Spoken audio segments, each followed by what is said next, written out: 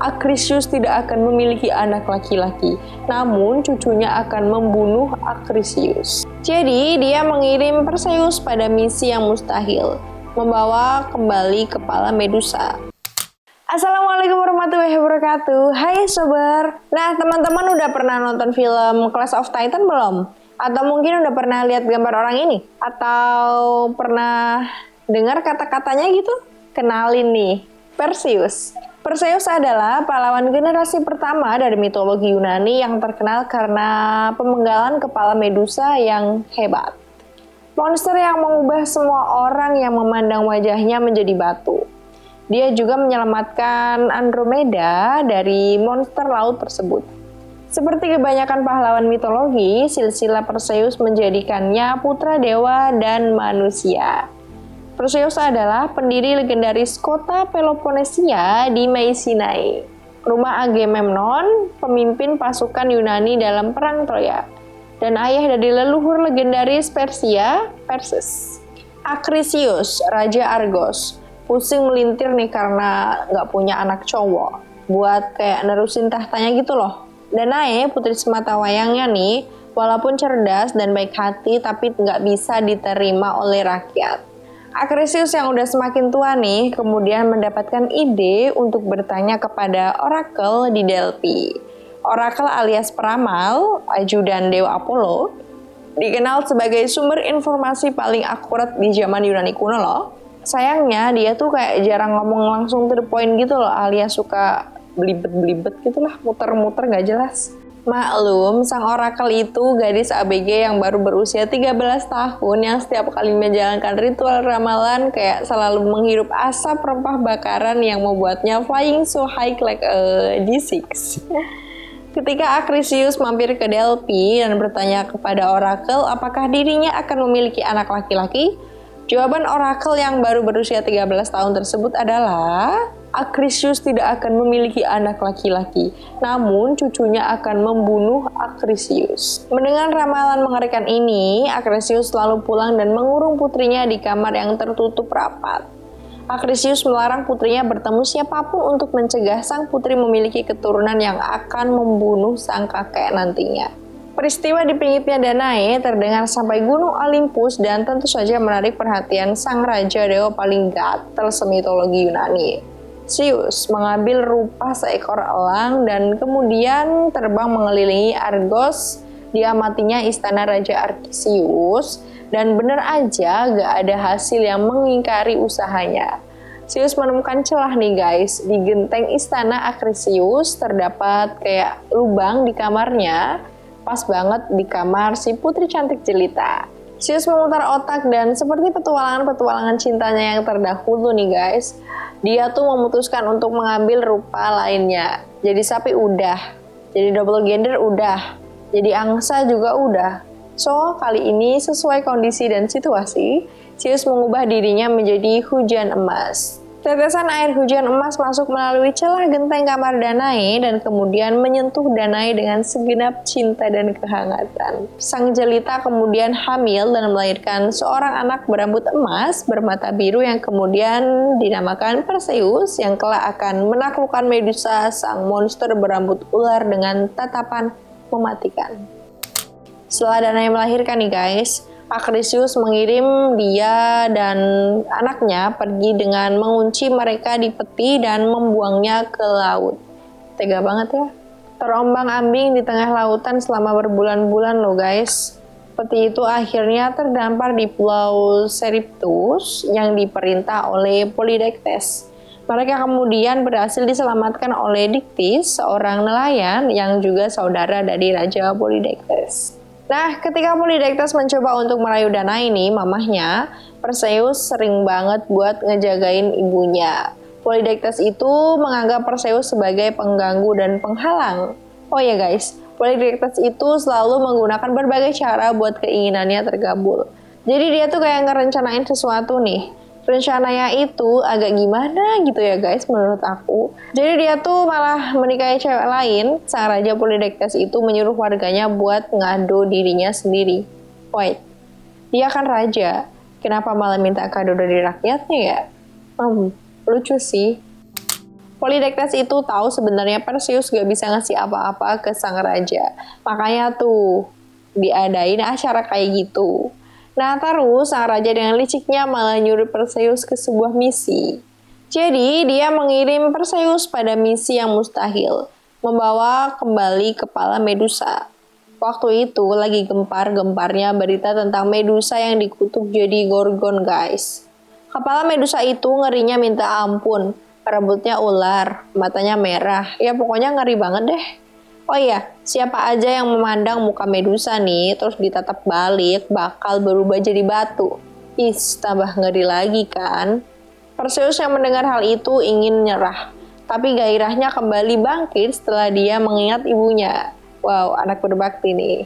Mau gimana pun, mau apapun kondisinya, bakal digas terus sama Perseus. Semangatnya membara kala itu guys. Nah dalam perjalanannya merebut kepala Medusa, dia banyak mendapatkan bantuan dari para raja Olympus.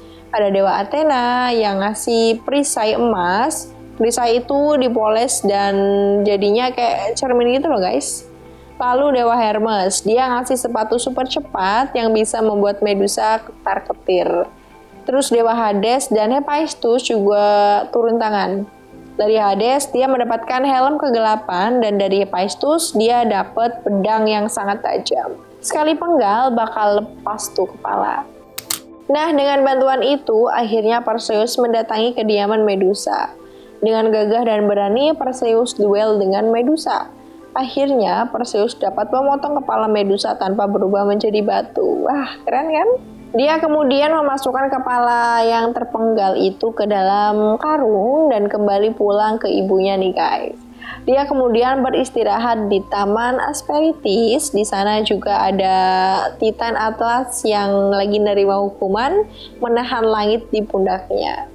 Nah, di sana juga Perseus menunjukkan kepala Medusa kepada Atlas. Nah, di sini Atlas juga langsung membatu ketika melihat kepala Medusa loh guys. Di dekat sana ada kerajaan Ethiopia. Perseus ngelihat ada seorang wanita yang tengah digantung di tengah lautan.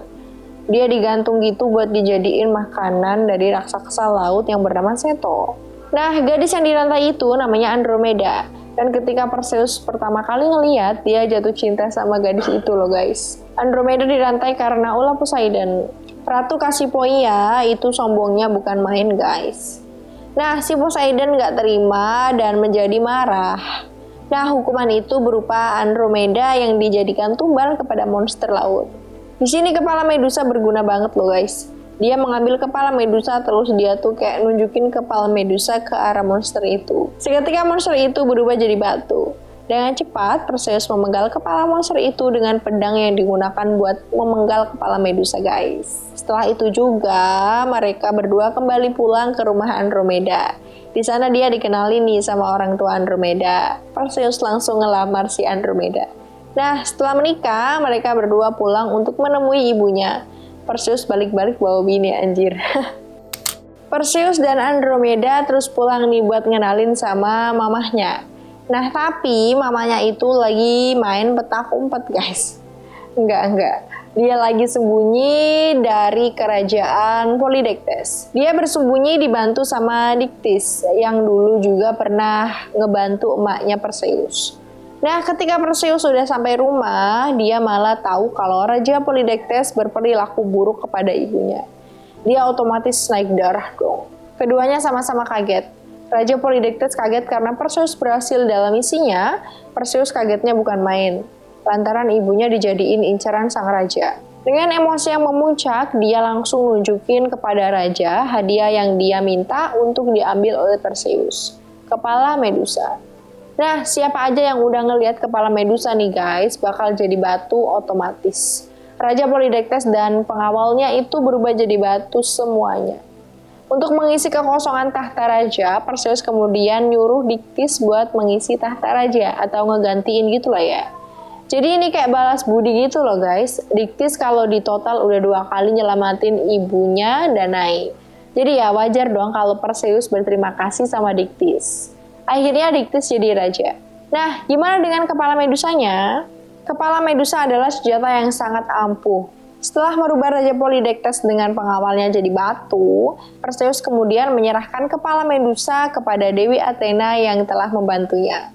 Oleh Athena, kepala itu dijadiin kayak jimat, ditaruh di tengah perisai miliknya. Perseus itu pahlawan berhati super loh. Dia nggak dendam kepada kakeknya yang udah ngebuang dia dan ibunya. Suatu ketika, Perseus pergi ke Argos. Larissa nantangin buat bertanding lempar cakram. Di sana dia secara nggak sengaja melukai kakek tua, dan ternyata kakek tua itu adalah Archesius. Jadi di sini dia ngebuktiin ramalan dari Oracle. Walaupun nggak sengaja ya guys ya. Perseus kemudian pergi ke Argos untuk mengeklaim warisannya. Sejak Perseus telah membunuh kakeknya, dia merasa tidak enak untuk memerintah sebagai penggantinya. Jadi dia pergi ke Tirin di mana dia menemukan penguasa. Megapenthes bersedia untuk bertukar kerajaan. Megapenthes merebut Argos dan Perseus merebut Tirin. Kemudian Perseus mendirikan kota terdekat Mycenae yang berada di Argolis di Peloponnese. Setelah menikah dengan Andromeda, Perseus tentunya punya anak dong guys. Elektrion adalah salah satu putranya Perseus. Putri Elektrion adalah Alcmena, ibu Hercules. Putra-putra Perseus dan Andromeda lainnya adalah Perses, Alcaeus, Celeus, Mestor, dan Sthenelus. Mereka juga memiliki seorang putri yang bernama Gorgopon. The Perseids, istilah yang merujuk pada keturunan Perseus dan putra Andromeda. Perses juga merupakan nama hujan meteor musim panas yang berasal dari konstelasi Perseus. Di antara Perseids manusia yang paling terkenal adalah Hercules atau Herakles. Megapenthes lain membunuh Perseus. Megapenthes ini adalah putra Proteus dan saudara tiri Perseus. Setelah kematiannya, Perseus dijadikan abadi dan ditempatkan di antara bintang-bintang. Saat ini, Perseus masih menjadi nama rasi bintang di langit utara. Oke guys, jadi sampai sini dulu ya cerita tentang Perseus. Aku Putri Diana dan sampai jumpa.